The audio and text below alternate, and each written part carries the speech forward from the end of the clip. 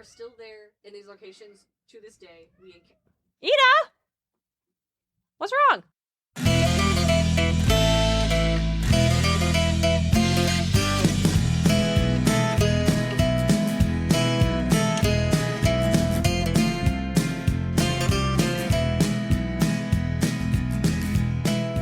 Welcome to Muses of Mythology, a podcast where we explore how ancient myths become part of modern pop culture through the lens of Rick Riordan's The Kane Chronicles. This is Story 105. Egypt is still really old, y'all. It's very old. I'm your co-host and podcasting muse, Darien Smartt. Joining me is my co-host and brother, DJ. How's everybody doing today? I'm DJ the Muse, and I just, but mainly me, I just got done with a vacation in Texas, and it was a blast. Yeah, y'all, if you follow us on Instagram, you would have seen pictures. Yeah. I posted about it the whole time. It was just an absolute fantastic time, and I am excited to go back because they also, on my way to Austin, I saw they had the Miller Lite factory. Oh, yeah. I'm like, well, I got to come back to go tour that. Yeah. Well, why don't we muse around in the garden for a moment and reflect on our trip? DJ, we have someone huge to shout out. That we do. Our new God tier level patron. Yeah, upgrading from podcast hero to God tier. It's Jeffrey Babbitt. Thank you so much, Jeffrey Babbitt. We appreciate it so much. Jeffrey Babbitt, we so appreciate it. Jeffrey has already picked out their remyth topic. I'm not going to share it here, but DJ already told you about it. I am so excited. I would never have thought about this, but it's perfect. If it's right into kind of the weird, y'all, I think you're going to like it. It's going to be so much fun. Jeffrey, thank you so much for picking it. I'm so excited to be able to record it. That's going to be next month's, because this month we're still alternating getting through Epic the Musical. And over on the Patreon, we talked about the Circe Saga. Yes. So if you... Very good, very fun. We dropped the first episode of our discussions into the Remyth one on the Troy Saga on the main feed a few weeks ago when I was not prepared to record these two episodes yet. So really... Usually when we release something from the Patreon to the main feed, I try to make sure it's at least a year old. I felt really bad about having to drop one so soon in the start of the season, so I was like, here, I hope you'll like it. Fun fact, that is the most successful episode on YouTube to date. Yes. I wonder why. I wonder, maybe it's because it's got epic in the name. People really got like pushed into that zeitgeist. So yeah, if, dear listeners, if you enjoyed that episode and want to hear us talk about the rest of the sagas for Epic the Musical, that is something you can get over on Patreon as a podcast hero tier or higher. Because it is a remyth. Because it is a remyth one. But if you don't have $10, then we have plenty of bonus episodes in the $5 tier. That's for our Camp Counselor patrons. We have 105 bonus episodes over there waiting for y'all. And we totally understand. Tariffs, this economy, the drachmas are pretty tight. Yeah. And so if you're not able to support the show that way, just you listening is enough. And just you listening to the garden section is huge. It's very big. Thank you guys so much. So if you want to get in on that, it's patreon.com/Muses of Mythology. But otherwise, please feel free to tell people about the show or tell us why you like the show. Emotional support is support, gang. It's very great. Thank you guys so much for joining us. And now back to the show. Okay, DJ, where were we? Somebody that you were very excited about is a woman. I don't remember her name. You don't remember her name. This is true. So it's not Cleopatra. I don't know. Not Cleopatra. No. This is one of the 18th dynasty rulers. So to catch everyone up, we are in the New Kingdom, this last era of what we would define as the kingdoms of Egypt, circa 1539 to 1077 BCE, around 460 years. So we enter the 18th dynasty. We're already in the 18th dynasty, where we find Hatshepsut, who is one of my favorite figures from history. Gesundheit. You made that joke already. Because it's a great joke. Well, comedy comes in threes, so you'll have to find it again. I'll do it again. I'll figure it out. So she was the daughter of Thutmose I. She married her half-brother, Thutmose II, because that's what they did. Yeah. Now, Hatshepsut had only a daughter, with her husband brother. But Thutmose II did have a male heir with one of his consorts. So this was Thutmose III, and he was next in line to rule Egypt. But he was very young when his father died. So Hatshepsut herself reigned for a number of years as regent, essentially. It was understood that Thutmose is pharaoh, but his father's wife is in charge because he is too young to rule. And then eventually she was like, actually, fuck that. And she became pharaoh. This was notable. She was not the first woman pharaoh. We talked about another one in a previous dynasty in the Middle Kingdom. But Hatshepsut specifically is noteworthy for a very successful reign. It was a very peaceful time, rather prosperous for the dynasty. But she reigned as king. She wore the beard and the male garb, and she took over with that, like identifying as like the Eye of Horus, essentially. And that is how she elected to rule and have her statues and imagery and things portrayed as. As I said, her reign was essentially a peaceful one. A lot of her foreign policy was based on trade rather than war, including trade with East Africa. Ooh. That's not to say everything was like just super chill. Some of the scenes on her temple suggest that she did have a short but successful military campaign in Nubia. So it was a wide and diverse reign. Now that temple, which was, I'm going to try really hard, Deir al-Bahari, was incredibly important. So this was her funerary monument, right? We've already talked about how we're not doing pyramids anymore. We're doing temples, Valley of the Kings, things like that. Yeah. It was dedicated to Amun-Ra and to Isis, Ra, Hathor, and Anubis and the royal ancestors. Big, fancy temple for the pharaoh. Yeah. So Hatshepsut, there's archaeological evidence to suggest that Hatshepsut was probably training her daughter to take over as pharaoh after her. But her daughter died before she did. Ooh, sad. Sad. And then once Hatshepsut died, Thutmose III took over and essentially removed all traces of her rule. Sad. That sucks. Her monuments were defaced, her statues were torn down, her name was removed from the official king list. That's some like crazy spite shit. So that's largely been the interpretation, is that this was an act of vengeance. The fact that she took his, like, he was a member of the court and had power and authority. Like, he was not sent away and executed, right? Yeah. She didn't try to get rid of him, but she did remove him from power. And if it was true that she was wanting her daughter to be the next pharaoh, then essentially she was trying to remove him from the line of power. Yeah. And so it's been a long time that this was interpreted as an act of vengeance, though it could also maybe be more of like trying to clean up the records. Yeah. Almost like it was less specific spite to this woman, and maybe just because he wanted to see history to view the succession as going cleanly from Thutmose I to the second to the third, without any interruption. That's crazy. But that's crazy. All right. Yeah. Now, the thing about that is it worked. Sad.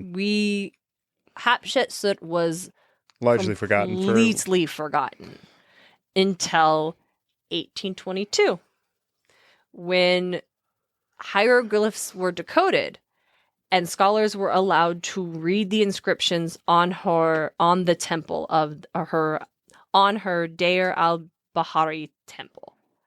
And so that's why I wanted to mention how important it was, because without that temple, or if it had been lost or it been less well made, we literally wouldn't know this woman ever existed, because there was a lot of effort to erase her impact on ancient Egypt. That's crazy. Now, another 18th dynasty ruler who was forgotten until the 19th century was Amenhotep IV and his wife Nefertiti. DJ, do these names mean anything to you? They sound familiar. Mm-hmm. Obviously, Nefertiti. Yep, Nefertiti is a big pull just in general, as like if you want a fancy Egypt lady name, Nefertiti is one you'll probably encounter a lot. Yep. Or if you have like in a piece of media you want to reference a magical mystical artifact and name it after someone, you'll probably get Nefertiti's diadem or something like that. Gosh, this is not for you. You have your bone. So early in his reign, Amenhotep decided, you know what? We have a lot of gods. like a lot of gods. Okay. And it's not uncommon for deities to fall in and out of fashion, essentially, over the dynasties, over the kingdoms. We've talked a lot about how Horus was big, and then Osiris rose up early on, and then Ra rose up. Like, it is a long history, and certain rulers would have had certain personal or political reasons to wanting to elevate one deity over another to try to communicate things about their goals or aspirations. But Amenhotep took it a step further, where he claimed that all of the gods, save for a god Aten, who was a specific interpretation of Ra, were essentially ineffective. That they just didn't exist anymore because temples. That's a crazy move to do in a polytheism. Right? Yeah, kind of a crazy We're thing. going to make it monotheism for a while, but it's going to be one of our gods. But the other ones aren't real anymore. Yeah, because he said, like, well, the temples have collapsed. They aren't doing anything anymore. We see no evidence of them. But, the sun disk continues to move across the sky. 5 years into his reign, this dude changes his name to Akhenaten in honor of Aten. And he would go even so far. But now it wasn't that he said that, like, oh, these gods aren't as effective, so we should focus on Aten. He eventually got to the point where he just said that he was the only god you should worship, period. Oh, fuck. And would shift funding away from traditional temples and just kind of trying to erase the traditional gods' names entirely. Real Mao Zedong behavior. Do you want to elaborate on that? No. Okay. Now, to be clear, this is not considered popular, as you may expect, considering the fact that one of the things we know about Egypt is that they had a lot of gods with distinct characteristics. If this had been a move, we probably would know a little bit less about that. His reign went from around 1353 to 1336, and within a decade of this pharaoh's death, his successor, Pharaoh Tutenakhten, changed his name to Tutankhamun. Yes, that one. He took Aten out of his name and began what is, quote, the greatest restoration periods in ancient Egyptian history, where he brought the cult of Amun to promise and basically just, like, within 10 years of his dad dying, undid everything this dude had done in terms of the religious rewrite. Yeah. And so this guy was another one who he was removed from temples and lost to history until the 1800s. Right on. Right. This was remarkable. And so we know, and then we're not about to spend a lot of time on Tutankhamun besides this one thing he did, because while he is probably one of the pharaohs the larger population knows the most about, because when we found his tomb, all the cool shit was still in there. But yeah. It was compared to if we ever found one of Ramses' temples, if those had been untouched, it was a drop in the water bucket. But still incredibly fascinating resource, but just not something that we're going to dive into here. But now I want to talk a little bit about the word pharaoh. So I talked about in the last episode how this word we use, recognizing as the word for Egyptian kings, wasn't actually the word for kings used in ancient Egypt for a long time. Before that, it was just the Egyptian word for king, not the word king, but the Egyptian equivalent was the word used for any monarch. But in the middle of the 18th dynasty during the New Kingdom, that's when we started to see pharaoh be used. And this actually was after Hatshepsut. We have like it being used for archaeological evidence of it being used for a contemporary ruler, and they weren't really sure whether it's the first one was actually for the pharaoh Akhenaten or if it was for Thutmose III. Mm-hmm. But I just wanted to mention that because I thought it's kind of interesting that this term came relatively pretty late in the run of Egyptian kings. Hey, speaking of Ramses, 19th dynasty rolls around. And this is where we see Ramses I. Now, he's a pretty cool guy, but it was his grandson, Ramses II, who would turn Egypt into an imperial power. This is probably this is probably the pharaoh that we do know the most about. We know a lot about Tutankhamun because of his tomb being untouched. But Ramses II, he commissioned a lot of architecture. He had a lot of monuments and complexes. The tomb he built for his sons, many of whom he outlived, is in the Valley of the Kings and is like the largest funerary complex in Egypt. He just really liked to build things, or more accurately, he really liked to have things built. Yeah, you know what? I can't blame him. I mean, I would. That sounds great. Having stuff made, paying to commission public works seems pretty good Sounds move great, for a pharaoh. honestly. Now, Ramses II would commission an obelisk that would actually become inextricably linked to an obelisk made by Thutmose III. In the 12th century BCE, both of these obelisks would be moved from their original locations to Alexandria. And then in the 17th century, the West would start dubbing them both as Cleopatra's Needles. Ah. In the 1800s, one would be moved to London and the other moved to New York City by the Ottoman Empire, who, as we talked about in the previous episode, controlled Egypt during the 19th century. Yeah. Both of these artifacts are still there in these locations to this day. We encountered them in the King Chronicles. That we did. And I kind of feel like they should probably be moved back. You know, the countries can negotiate that. The countries negotiate it out. They can negotiate it back. Why? I don't know if the country of Egypt negotiated out when it was controlled by the Ottoman Empire. I don't know if I stuttered. Okay. So, speaking of Ramses II's sons, many of whom we outlived, they actually may have been partially responsible for the decline of the 19th century. Because Ramses If the United States wants to negotiate transferring the bean to China, they can. What? The bean in Chicago? I feel like it'd be a little different than if a third party conquered one of them and then gave their significant Now, we don't know cultural how art. Egypt fell into the Ottoman Empire. By conquering, we're going to get to that, DJ. Actually, we do know. Actually, I'm going to get to that. We do know, actually. Through warfare and conquering and imperialism and colonialism. Oh, classic. There's a reason they celebrate their independence from the Ottoman Empire. All right, so speaking Went of... out of a lot of countries did that. All right, so he had a lot of sons, Ramses II, and they kind of clashed for power after his death. Of course. Because the 20th dynasty would see a great deal of civil conflict, which was coupled with droughts. And as the result of drought and civil conflict, you have famines. And so the pharaohs lost power, the high priests gained control, and Egypt is split again. Once more. Mm-hmm. For presumably the final time? This is the final time. This is the end of the Egyptian kingdoms. Now, Egypt still exists, so it might not be the final time it splits. That's true.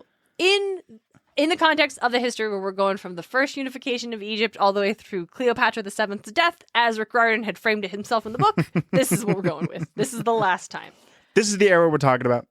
This section of covering the New Kingdom was a lot longer than the previous ones because we have a lot more surviving texts from the time. These texts are only 3,000 years old rather than 5,000 years old.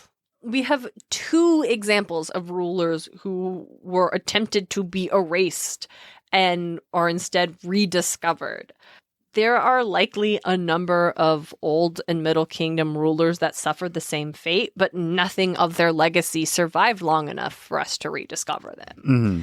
And that's another piece I kind of wanted to touch on. For as much as we know about Egypt, 10 times as much we have lost and will never discover. Now let's swing by our world history segment. So the Phoenicians are developing an alphabet. If you can read English, thank the Phoenicians. Hell yeah. Shout out to the Phoenicians.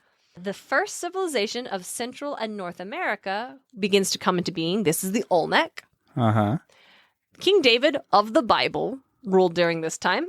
The Trojan War is believed to have taken place during this era. But that's specifically because the Mycenaean civilization has come to an end with the Bronze Age collapse, leading us into the Dark Ages of ancient Greece. Nice. You may recall we touched on a little bit, a lot of the story of the Trojan War and the story of the Odyssey were told generations upon generations after they were believed to have taken place, because these texts were being written about this grand civilization that had been lost to like the Dark Ages and then Hellenistic Greece. Yeah. Very different times. So just to be clear, the New Kingdom of Egypt ended before the Iliad and the Odyssey were being told. Oh, yeah. Sounds about right. It's very old. Egypt is old as fuck. It's old as fuck, gang. All right, so that brings us into the third intermediate period, which lasted from circa 1077 to 664 BC, just over 413 years. Mm-hmm. I mentioned the Bronze Age collapse. Egypt didn't escape this collapse. It was, like I said, Ramses II turned Egypt into an imperial power, which means it was very heavily connected to the rest of the world around the Mediterranean. And so when these other civilizations collapse, like Egypt is also going to suffer, like trade and other connections, you lose resources. So the pharaohs ruled Lower Egypt and the high priests ruled Upper Egypt. And then they were all subsequently overthrown by invading forces. Nubia, Assyria, and Libya all took control of parts of Egypt during this period at one point in time or another. Yeah. We lose a lot of what was the unified and independent Egypt during this time, and it's something that in the ancient world it never really got back. Mm-hmm. Very short section because, as again, the intermediate periods, just not a lot happened, or at the very least, not a lot of records were kept regarding what did happen. We're back at the world history segment. During this time, we would have seen King Solomon's reign. The Iron Age has started, so we're from other places of the world using iron. Very excited, going to be a game changer. Oh, huge, very large. First historic solar eclipse is recorded in China. Obviously not the first solar eclipse. Yeah. Those were just happening since the Earth, the Sun, and the Moon got to certain positions and this could happen. But it's the first time in history a civilization thought, we should really write this down. Or at least, the oldest one we have. But Probably again, weren't not a lot of fucking fear, civilizations. just like stricken with fear out of their mind watching the sun being engulfed by the moon. That's pretty crazy. What is considered the first Olympics took place in Greece. Simultaneously, the Odyssey and the Iliad are first written down. Remember, these were oral traditions first that existed for hundreds of years before they were actually documented. Yep. So this isn't a quick skip from they didn't exist to now they're being written down. This was a big span. Rome is founded. Yep. The first Maya cities are developed. And the earliest constructions that would become the Great Wall of China are built. Nice. Again, not the Great Wall of China. The Great Wall, as we understand it, that was built in like 1700 AD. No, but they have a bunch of outposts that they eventually just linked. Yes, exactly. And I did include that because it's a little bit of a technicality, but it sounds really cool. It was the exact kind of thing I was looking for in my how to anchor this to cool things the rest of the world is doing, but to demonstrate how much Egypt has been through before these iconic things in the rest of the world have begun to take place. So we enter what is called the late period, circa 1653 to 332, around 320 years. And Egypt passed through a lot of hands, as I said, including being controlled by Persia. And all the while, the Greek influence in the region was growing. So much to the point that there was an area of Egypt where a lot of Greek sailors lived. And they formed the first Egyptian navy to out the Assyrians. Hell yeah. I guess I misspoke earlier when I said we wouldn't have independent Egypt again. That's okay. I forgot this part I mentioned. In 402 BCE, Egypt regained independence from Persia, and this would last until the 30th dynasty in 332. So around 70, so exactly 70 years, Egypt had independence. But the last native ruler of Egypt was Nekabano II. Briefly, Persia takes back control, and then they give Egypt as a gift to Alexander the Great. Around the same time, and this is the Alexander the Great gaining control of Egypt is what's going to bring us into the rest of Egyptian history as we are studying it. Around the same time, the Greek philosopher Socrates is sentenced to death. Sad. What do you do? Oh, he was just teaching things that the rulers didn't like. You hate to see it. He charged Thought with crimes. Sad. thought crimes. Exactly. He was charged with like corrupting the youth. Sad. Basically, they were they were not a fan. Just sitting around thinking about shit, can't do that. That's not acceptable.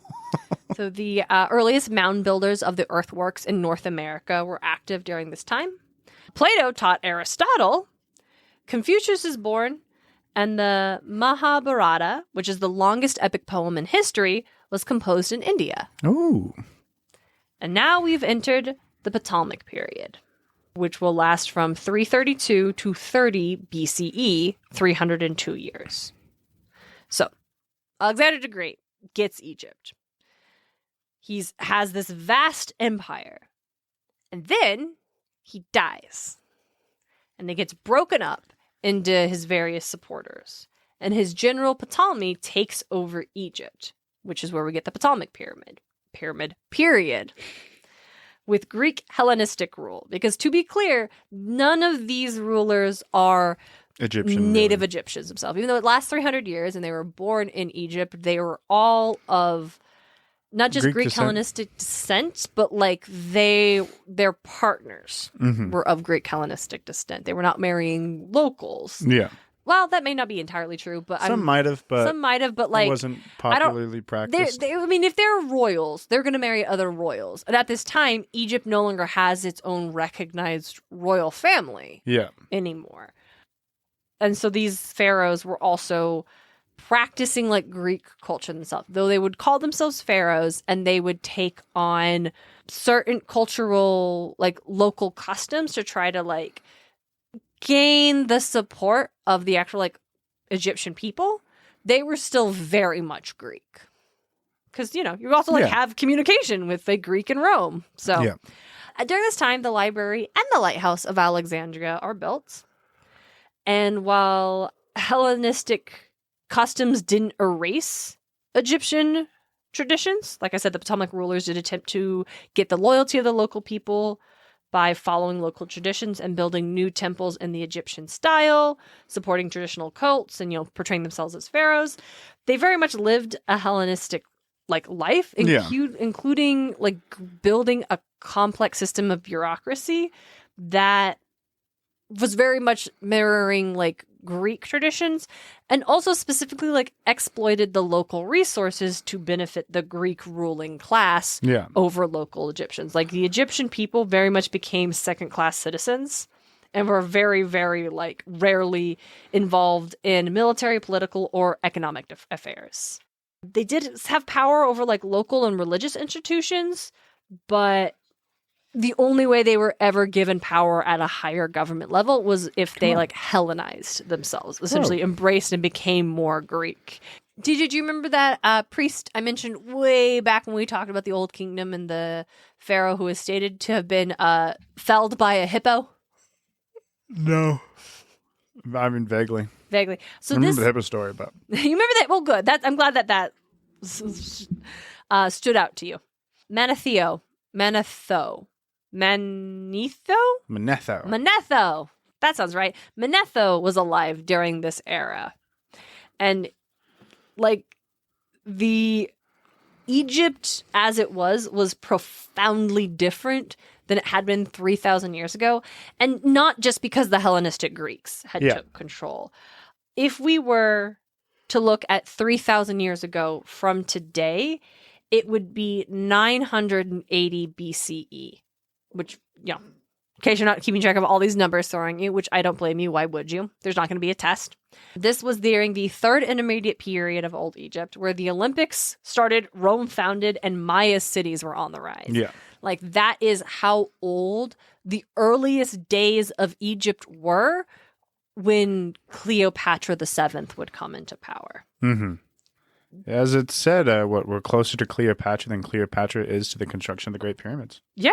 Egypt, even then, possessed its own ancient history. Like the pharaohs, the Sphinx, the tombs and temples were grand structures, ancient themselves in the ancient world. In the age of Cleopatra, there were archaeologists dedicated to the history of Egypt during that time. Now, during this time, Egypt was the most successful and powerful of Alexander's like successor states. But nothing lasts forever, especially when the local Egyptians were being treated like second-class citizens. Yeah. So we have a rebellion in Thebes led by an Upper Egyptian priest and later his son that was very nearly successful in driving out the Ptolemaic rulers. Sad. Yeah. But the rebellion ultimately failed, and Ptolemy V was crowned pharaoh in 196 BCE. And a council of priests confirmed the royal cult with the Decree of Memphis, reestablishing Ptolemaic rule in ancient Egypt, and essentially communicating that not only are they the rulers, but they have a right to rule. Yeah. And to make sure everybody understood that this is the status quo, this is the way things are, they had the message written out 3 times. In Egyptian hieroglyphics, in Demotic, which was a form of like ancient Egyptian script, so not hieroglyphics, but a different type of like language or writing. Yeah. And then in ancient Greek. And of course, the reestablishment of Hellenistic rule over Egypt was not without cost.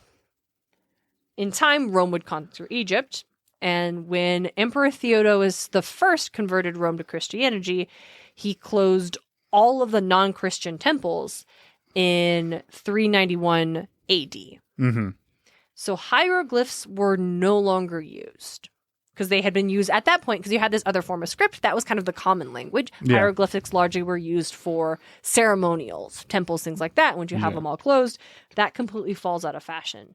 Without the temples, the knowledge of the hieroglyphics language was completely lost in the following centuries. And by the 5th century AD, it was largely believed that hieroglyphics were a symbolic language and could actually not be translated. Like it was Rosetta Stone. Yeah, it was like we see linear B and we know, hey, that's a language. We could translate it, but we haven't found the like keystone or the thing that would let us find the connection to understand. But we know it's like the way they saw hieroglyphics was as if they were purely figurative or didn't markings. Yeah, or essentially not that they couldn't be translated, but that they didn't represent a spoken language, right? Yeah. And then they believed that they were only used because you only saw them in temples. They must have only been used within the Egyptian religion. Yeah. And since we literally had no understanding or knowledge of what this religion was, then there was no way to ever understand the hieroglyphics because they were just too intrinsically connected. We simply wouldn't know. Yeah. Now, the Decree of Memphis, where this, hey, the Ptolemies have a right to be here and rule, was probably displayed in a temple for some time, but after the Ptolemies went out of power, its importance would definitely diminish very, very quickly. And by the end of the 18th century, during Napoleon Bonaparte's Egyptian campaign, what remained of the stone would be brought to rebuild Fort Julian in a city that is today called Rashid, but was then called Rosetta. In July of 1799, the importance of the artifact was recognized by a French officer, Pierre-François Bocard, because he saw, hey, this has all this language on it. I think you might be able to read it. This looks Greek. Yeah. If these are all saying the same thing, I think someone could figure out how to read the hieroglyphics. Yeah. And so the artifact became known as the Rosetta Stone. And it would allow scholars to translate the hieroglyphics and read a language that had been forgotten for 1,300 years. Dude, there were some people who were so stoked about that. Like, it's cool. Like, yeah. But at that time, people like linguists were like, no fucking way. No, exactly. Like, it'd be like if we could translate linear B. Yeah. Like, it would it unlocked a civilization. It unlocked the most ancient civilization in the world that we knew was there, but knew nothing. We rediscovered Hatshepsut. Yeah. Like, they was lost. We didn't have anything. Like, there were still, like, oral traditions and, like, understanding in the actual, like, Egyptian people, right? Yeah. But, like, even the folks who were descendant from the people who lived in ancient Egyptian kingdoms didn't know how to read the hieroglyphs anymore because it wasn't passed on. Imperial powers didn't let them continue these traditions. Yeah. So scholar Jean-Francois Champollion is credited with fully deciphering the hieroglyphs in 1822. But bear in mind that a number of scholars before him made great headway that Champollion built upon. Like, he didn't show up with a blank slate. There were a lot of different people who were picking away and figuring out things, and he was able to put that together and fully unlock it. Yeah. So today the Rosetta Stone resides at the British Museum in London, and honestly, it should really probably go back to Egypt too. Well, the importance of it was discovered in Europe. It stays in Europe. No, the importance of it was discovered in Egypt. It was in Egypt. It was just a French guy because Napoleon was trying to conquer the world and be Alexander the Great.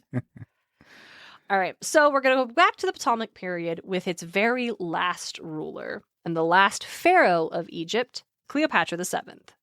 DJ, what do you know about Cleopatra VII? Who I'll just call Cleopatra from now on. Yeah, just kind of the standard things that what she was incredibly beautiful, led Egypt to its downfall. Interesting. Not actually. I think that's just a meme, but I don't know. Just not a lot. Not a lot? Not particularly. Do you know any other historical figure she was connected to? Was it Alexander the Great? It was not Alexander the Great. It was. But you were close. It was some other leader of Greece or Rome or whatever. Yeah. No, it was it wasn't Nero, but it was another guy of Rome, wasn't it? Yes. Actually, 2 Roman dudes. Yeah. Do you know Caesar. It was Julius Caesar. It was yes. the Caesar fella. The Caesar fella. Yeah, the one that was stabbed a bunch. Yeah. Do you know how she died? No. Okay, I'll get to that. So, Cleopatra's father... Okay, so after her father died, she and her younger brother, Ptolemy the 13th, were married and took the throne. Because the Ptolemaic pharaohs decided they were just going to practice like the New Kingdom like traditions of marrying your siblings. I don't think that was a thing that the Hellenistic Greeks were doing. Not a good practice either. Yeah, like it's of all the things, just not that.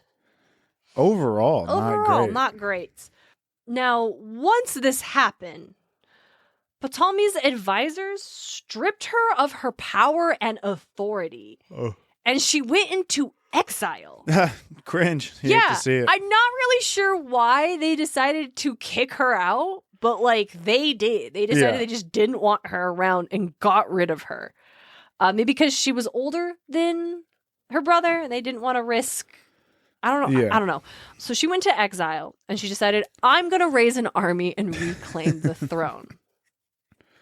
Now, at this time, Julius Caesar came to Egypt because this civil war was brewing and Rome had a lot of like trade ties to Egypt. And it would be like super inconvenient for Rome if Egypt busted out in a civil war right now.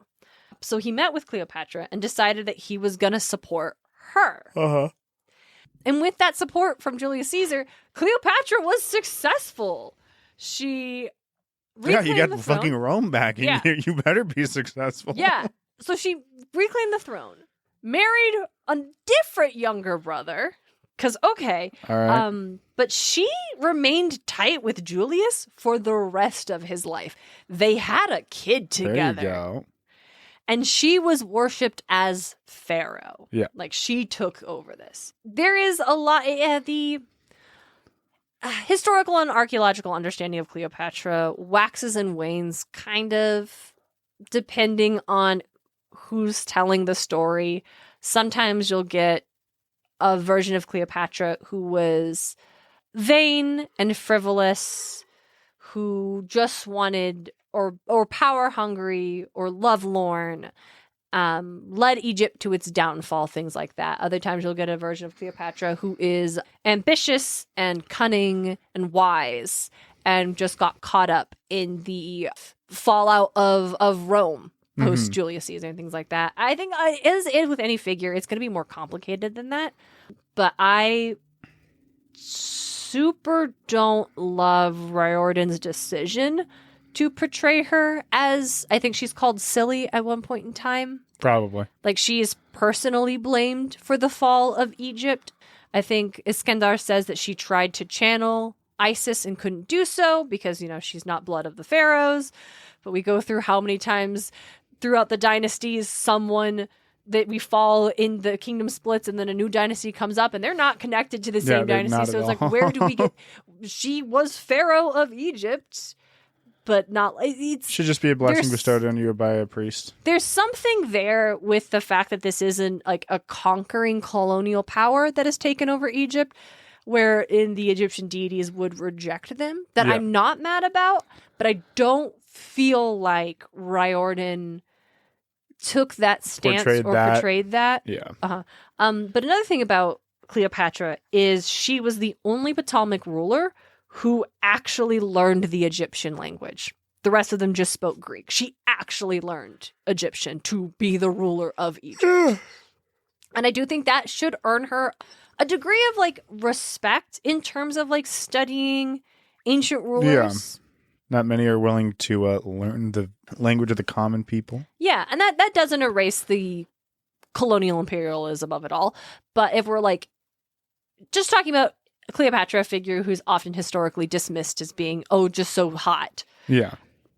Let's study her a little more. She oversaw the construction of a number of Egyptian and Greek, or a number of temples to Egyptian and Greek gods. We'll definitely get into that like Hellenisticification of Egyptian gods.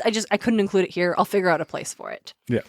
She also oversaw the construction of a synagogue for the Jews who were in Egypt. Nice. And built the Caesareum of Alexandria, dedicated to the cult's worship of her patron and lover, Julius Caesar. Which, damn girl, okay.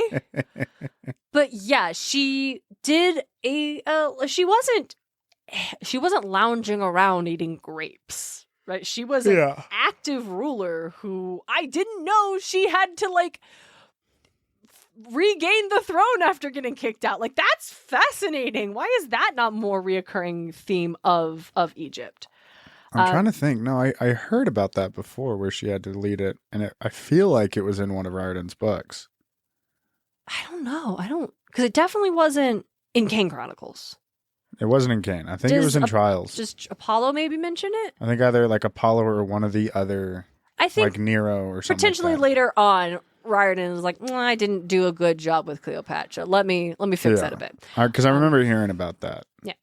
She was also directly involved with administrative affairs. Like, there was a famine, and records show she ordered the royal granderies to distribute food among the populace during a drought that occurred at the beginning of her reign to like try to prevent this stuff. She wasn't ignoring what was going on within her kingdom. Yeah. So here's a crazy fact I didn't know. Cleopatra was in Rome on the Ides of March when Julius Caesar was assassinated. No. Visiting her lover for his big day and he gets fucking murked? Yeah. Dude, that Crazy, sucks. Right? Now, much to probably her distress, in his will, Julius named his grandnephew Octavian as his heir, rather than the son he had with Cleopatra. And I don't know, I didn't get too into like what that was all about, but like she hung around until Octavian got to town, and then she split back to Egypt. Julius Caesar's, this is not an episode about Rome, so we won't get too much into it, but Caesar's whole issue, the reason that the senators killed him is because he really was like kind of trying to frame himself to be emperor and create like an empire and a kingdom. And they're like, no, we're not going to let you get rid of our like republic or democracy. But things kind of go weird afterwards. So Octavian takes over, but then he's like a co-ruler of Rome with two other dudes, including a gentleman named Mark Antony, who together they went after all the folks who had like killed Caesar and like tried to order that. Yeah, that's how it goes. But after a while, Cleopatra would become tight with Mark Antony. They got married and had 3 kids together. Their names, did I write down their names? No, I didn't. Their names are crazy though. Oh, I believe They're like combined with like Greek deity names too. I don't remember them, but we'll move on. So meanwhile, Octavian and Mark Antony had a falling out. And they just kind of just engaged in a propaganda campaign against each other, trying to undermine one or the other. Octavian would regularly like throw Cleopatra, and like the Roman propaganda about Cleopatra was not flattering. That's where we get a lot of the, oh my God, she's so hot. Yeah, that's all she is. That's all she is. She's just a pretty face that was able to seduce Mark Antony and Julius Caesar, because obviously she just must be so hot. Why else would these powerful men like her? Not because she's like cool and a good leader and smart and stuff like that. Antony would go so far as to declare Cleopatra's son with Julius as the true Caesar over Octavian. And I don't even know how we got to this point. This is not really what this season is about, but I just really wanted to like explore the... Are you looking up their names? Yeah. Yeah, do you got them? Alexander Helios, Cleopatra Selene II, Ptolemy Philadelphus. Yeah. I spent a lot of time with Cleopatra, Julius, and Mark Antony because I wanted to demonstrate that it was not just like this one woman's fault that this happened to Egypt. No. There's like a lot of like around the Mediterranean. Dude, the Mediterranean was a complicated era during that time. Yeah. A complicated thing happening during that time. Yes, like, it's not like we can... And yeah, she did throw her lot in with a guy who decided and then they went to war against Rome. Yeah. Mark Antony and Cleopatra went to war against Octavian, and like a lot of stuff happened. So we're just going to skip to the spring of 30 BCE, where Octavian invaded Egypt and captured their children. Around this time, Antony took his own life, and according to the historian Livy, when the pharaoh met with Octavian, Cleopatra told him, "I will not be led in triumph." Meaning she didn't intend to let Octavian capture her and parade her around Rome. A thing that apparently happened to her sister? Yeah, sounds about right. I didn't get into that. I was like, what? Go over here. I can't fall into that rabbit hole. So Cleopatra died in August of 30 BCE, around the age of 39 years old, alongside two of her handmaidens, Charmian and Iris. I think that's what they bring up, the revolution with Mark Antony. Yes. In Trials of Apollo. That's what they bring up. Yep. Well, this is why I asked, hey, DJ, do you know how she died? Because the famous story is that she died by letting an asp bite her, poisoning herself and taking her own life. Because as she said, she knew she wasn't going to be able to win once Octavian had entered Egypt and captured 3 of her kids. Yeah. Right? Like, this was game over. She was going to lose control over Egypt. He was going to and with all the propaganda around her, and she'd been in Rome when Julius Caesar had died, like, it was unclear about what was going to happen to her, her children, but she was not going to let Octavian have the victory of her personal humiliation. Yeah. Is what the story goes. So she takes her own life with the snake. However, neither historians nor scholars have actually come to a consensus on what had happened.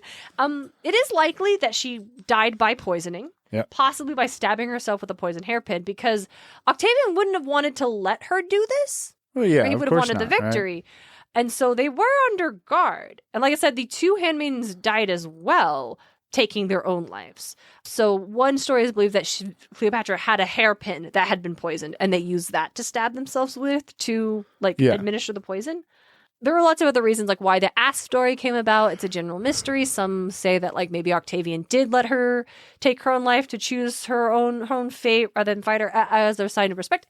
We will never really know. Yep. But we do know is that Cleopatra's death marked the end of the final war of the Roman Republic, the end of the Hellenistic period, and the end of the Ptolemaic period of Egypt. So Egypt becomes a province of Rome. Octavian changes his name to Augustus and declares himself the first Roman emperor. A little bit of world history. Colossus of Rhodes is completed. Archimedes invented just so many things. And the Roman Republic ends as the Roman Empire begins. So we're cool with Octavian doing it? What? We're not cool with Julius Caesar doing it, but we're cool with Octavian doing it. I don't think anyone was cool with it. Bullshit. I think we saw a Roman civil war burst out for a while, and the folks were just ready for this to be done. I don't know if a lot of those senators involved in stabbing Julius were still around. No, they weren't. You said that they were targeted. So. Yeah, like they were not jazzed. That's how it goes every time, bro. Every major revolution ends in something similar. The Roman period would go on from 30 BCE to 642 AD, but since Raridan marked the death of Cleopatra as the end of Egypt, and that's when the magicians decided to lock up all the gods, that is where we're going to end our timeline. So I guess I lied about the whole Ottoman Empire being part of the story. But that is how they invaded. Obviously they invaded the goddamn Ottoman Empire. So the first unification of Egypt to the death of Cleopatra spanned 3,120 years. So if we jumped back from 3,120 years from this year, as we're recording, 2025, it would be 1095 BCE. And I did a little Google because I wanted to find like what were some historical things that happened during that time specifically to give us like that world history, like specific pinpoint. And what I got was, well, I'll just read this screenshot I took of you, DJ, and you tell me what jumps out at you from this passage that I'm going to read. Okay. In 1095 BCE, several significant events occurred. Most notably, Pope Urban II delivered a sermon in November that launched the First Crusade, aiming to reclaim the Holy Land from Muslim control. It sounds like they got it confused with 1095 CE. Yep. So this was an AI overview. Yep. And I just wanted to include that as an just example looked of up AI 1095. But it even says in the CE. overview, says BCE. Well, yeah, because it's how it's pulling its thing from. It's taking what you just searched and like pretty much how it Google does it, right? It's like, oh, it might not have B, but it's still got CE. Yeah. So this is what you're looking for. Right. So it's like, I just wish that when you just pulled it from an actual web page that like a human being had written and edited. These AI overviews suck. AI is bad. It's just generative. It's just predicting what you want, but it'll tell you what you want, even if it's not correct, even if it has to make stuff up. But anyway, I don't think the Crusades started 1,000 years before Jesus was born. No, the Pope did not exist then. Now, what 1095 would have been in BCE was the Iron Age kicking off. There you and go. as cultures really get into smelting iron. Hey, we got some really cool, dope stuff from that. So, not mad about it. Gotta shout out iron. Yeah. So, as you said earlier, Cleopatra lived closer to us than she did the building of the pyramids. She's lived closer to the invention of the internet and the iPhone. And that's something I've heard a lot. And I don't know why, but for me, in my brain, I couldn't really, I understand that, but I couldn't really. I think it helps me just understand how ancient Egypt actually is. That's really all that is used for. Yeah, no, yeah. And I get it. That's what it's for. It's like, obviously, I'm not going to be able to, I can't quantify 2,000 years. I can barely quantify 10, bro. Are you kidding me? I've been alive for 26. Yeah. But when I was talking to friend of the show Dalton about this, and he's like, oh, because I told him, like, and that thing, I'm like, I get that, but it doesn't really help me in what I'm trying to like quantify. So he gave me one that was great. That helped me a lot. We can see the domestication of cats through Egyptian art. Yeah, that's a good one. We will do a Bast episode, and we will definitely talk about the domestication of cats and some very interesting discoveries that have been made over recent years that have changed our understanding of how this timeline worked. Yep. But what I mean here specifically is that we know Egypt worshipped cats. We know they were all about our feline friends. Yeah. But like over the art, we see these go from creatures, like wild creatures that lived in the desert and just kind of helped deal with like pests, to little friends that lived in their houses. Yeah.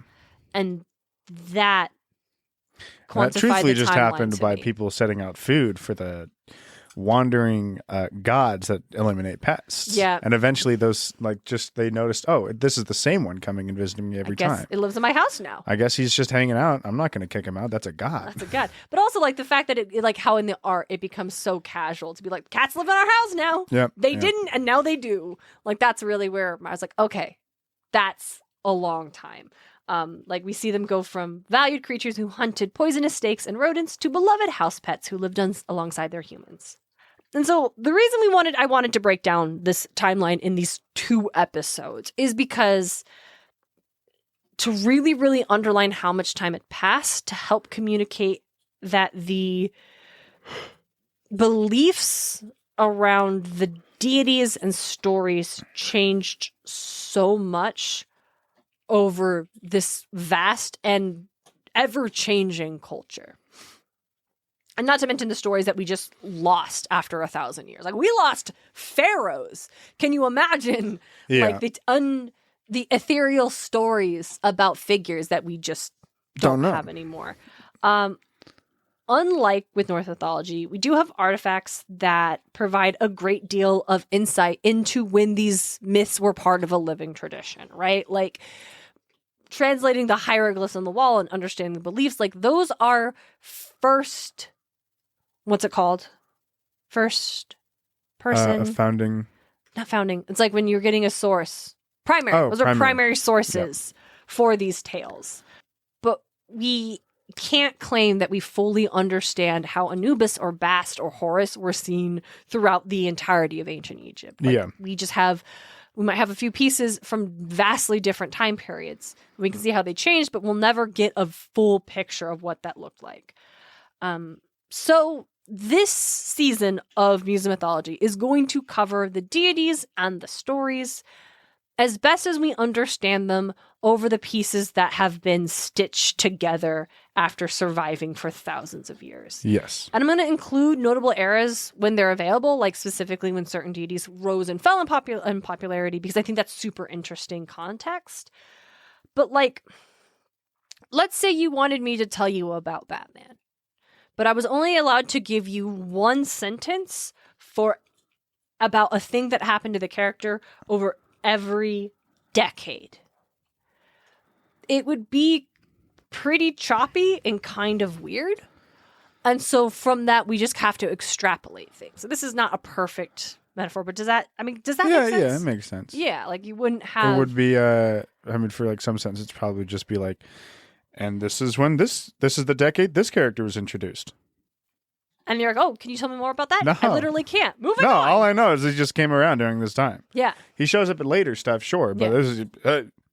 It's like, wait, what do you mean Red Hood was one of the Robins? Yeah, I don't know. We don't know how that happened, but this thing Shit says happens, there was something else that happened in that decade that I picked to tell you instead of George. I only have the one issue. issue of him becoming Red Hood, and Yeah. I know that it was It's in like fact that. Jason Todd. Yes, it'd be like that. It's like it's not even like I would have one That's sentence. It's all like I if you got. have one comic I got from each one era. fucking. I got a single page, and all it Yes. says is I'm Red Hood and I'm Jason Todd, and Batman freaks out about it. And that's it. That's all I got from this You're right. shit. That would be even more. That's even better. So it's not just like I tell you one sentence. It's that if you had one comic book from every decade and you were given one page from each comic book and you didn't get to pick which page. Yeah. And then you have to piece together this one's just like a stories. fucking just a like, You got married? Nope. What do you mean? No, I it's don't just know. like flipping, like looking at it. And it's like, this is literally just, there's no words on here. It's just Batman, like 4 panels of his shower routine. What the fuck? What am I to do with it? Right? So it'd be like that. So there's so much nuance and history that I'm not going to be able to fully convey. But as I think we've said in the past, especially with the Norse stuff, like this podcast is never meant to be a fully comprehensive Do not course. cite this podcast. Don't cite this podcast. In your school projects. Absolutely. If we say something that you're like, that's super Look interesting into or it. inspires, like for sure. I've done that before. I'm like, that's really interesting. I learned from this podcast. Let me find primary sources and dig into it. Absolutely. Don't do use that. And you'll us. probably don't learn more than we I don't did. want to see any, it's not going to happen, but I don't want to see any citation pages and it's Muses of Mythology there. I mean, That's unless you're quoting a crazy thing we said about a take on a thing. Maybe. Like, as DJ once said, this is a place for death, not for grieving. Yeah. That's fine. You can do that. You have our permission to cite us for things like that. But like, as noted by Muses of Mythology, the Dozier Step Pyramid is almost as tall as the Titan and Almost Six as Flags tall over as Texas. the Titan and Six Flags over Texas. That's fine. But like, this was the first pyramid, so I had to music. Don't do that. We're not a primary source. We are not a full meal. We are a charcuterie board of interesting things. We are goddamn TGI Fridays taster platter. We are a fucking mimosa flight at brunch. We're nothing. So something piques your interest, like I said, like as we encourage you to learn more, and if you dig into stuff and find like, well, this is really cool. Why didn't they talk about this? I probably didn't have time for it. I probably didn't dig deep enough. You didn't tell them. Please tell me about it. That's really cool. Tell the listeners about it. Like, I would love to hear more people's Yeah, I'm sure findings. you guys have like a friend in your life that's super into Egypt mythology. Send them our way. Yeah, maybe We'd they'll love like the to- podcast. Yeah, we'd love to talk to them about stuff. So that's the thing. I wanted just to underline, try to help create some context when we're talking about Bast or Osiris or any of these figures. The way Rick Riordan took it was to be like, they inhabit humans because they changed so dramatically. And I do think that was a very It could have interesting... been so fucking cool if they were just suddenly siblings and like. I do dealing think with their I think the parents. thing we lose is Like, the fact that he didn't mirror that. You set it up. You said this is what happens when they inhabit the gods. This is why their stories change. Yeah. You're right. We should have got... You set this fucking shit up, bro. What the hell? Yeah, no. This is your rule. This isn't even me being like, oh, it would have been cool if you had done this. And it's like kind of me extrapolating. This is literally what you chose to set up, Rick. Yeah. And you didn't even follow through with it. Yeah. It would have been tight as hell if suddenly Isis and Horus are siblings. And we could even have Sadie and Carter be like, that was weird. And this being like, what are you talking about? This is like, just... No, that's how it goes. This is how... Yeah. Regardless. So that's what's up. Thank you all so much for listening. Isis and Horus being siblings, Set holding it over Horus that he's his uncle now. He's always been his uncle. Always been his That's uncle. we did this before. We did that before, yeah. have to get It's out still of here. We're doing getting it out of over here. Isis now, though. That'd be That would be great. Funny. Okay, we're leaving. Thank you all so much for joining us. I hope you enjoyed these episodes. I hope the structure worked. And I definitely think, for me, researching and learning a little bit more about the vast span of Egyptian history helped me appreciate the fact that we have these stories at all is in the fact that, and I was like, I think I thought the Rosetta Stone was like a marriage announcement or something. And like, maybe I knew it was an announcement of sorts. Yeah, but it's like, hey, these invading forces have the right to rule. It's like, oh, what a fucking bummer. Oh, I hate to see it. But damn, it's the most important thing in modern archaeology. Yeah. And that's crazy. Truthfully, it's just the most groundbreaking discovery in modern archaeology It's like fucking ever. I don't know if has there been anything near as big? No. Because just the scope of what the Rosetta Stone allowed us to do. Like literally unlocked the entire 3,000 year history of ancient Egypt. Nothing compares. Not that nothing is as important. I think there are things that are as important. But if you want to talk about like the impact and the influence, nothing else compares. Yeah. All right. So next episode, we're actually going to dive into Egyptian mythology. That we are. I'm not really sure how I'm going to do that. Do we want to just start with the gods, the big five, maybe? Yeah, why not? Let's start with the crew. We'll start with the crew. Or do we want to start with Ra and then the crew? Or maybe the whole Chaos and Order thing? Ooh, Chaos and Order might be good. Because also it was like, see if that's something like that like he predates everybody else almost. Almost, but not Ra, really? Yeah, let's talk about Chaos and Order. Let me find. Let's talk about Chaos and Order, and even in like I guess that could also go to for like themes. Ra and Apophis, right? Being as or maybe that's how we structure the whole thing. It's like Chaos and Order, and we talk about whatever is like the stories, and it's like how like the Horus and Set story. Horus is order, and Set is chaos. Which like that's I don't know. I think we're gonna. Well, I think let's kick it off with the big five first, because that's those are the first god we're introduced to is technically Osiris, because he is possessing Julius when Set imprisons him. True. So we'll do that. Okay. And we'll piecemeal things together. This one's, again, it's a little hard with the Norse one because I'm like, okay, how much I'm going to have? Who are we going to talk about? Who do I need to fold into each other? I'll figure that all out. It's going to be a wild and wacky season, y'all. It's going to be wonderful. Thank you guys so much for joining us. We will be back in your ears on Tuesday, July 1st. Really? Okay. Wow, this year has gone by. Tuesday, July 1st to talk about, well, you'll see. We'll figure it out. But until then, don't be like Zeus. Don't be like Zeus. Muses of Mythology is created and hosted by Darien and DJ Smartt. It's edited by Darien Smartt. The show is produced by Darien and DJ Smartt, as well as Tim O'Connor, The Crystal Conman, Nicholas Miller, Jeffrey Babbitt. Our music is Athens Festival by Martin Hain. And our cover is by Ran Kapoka. You can find them on Instagram or through the link in our show notes. Want more Muses of Mythology? Support the show on Patreon. Join the Patreon for free for access to outtakes and bloopers from our main feed episodes. Or for $5 a month, you can enjoy our Bunker 9 bonus episodes every other week. Get more at patreon.com/Muses of Mythology. You can also support the show by leaving a review at lovethepodcast.com/Muses of Mythology. Or tell a friend why you love the show. Don't forget to check out all of our episodes and episode transcripts at musesofmythology.com. Thanks for listening.